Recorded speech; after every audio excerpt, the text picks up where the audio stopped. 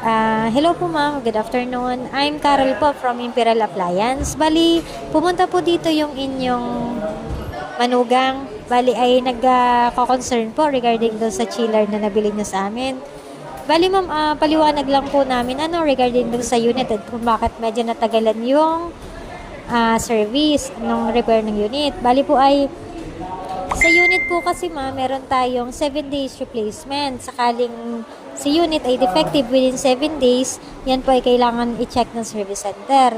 Bali po ay kung talagang defective, within 7 days lang po yung replacement. Tapos po ay after 8 days po hanggang 1 taon na magka-problem, bali for warranty po nun ay di papalitan ng piyesa kung may kailangan. Yung sa inyo po ay di ang findings po ay compressor ang papalitan.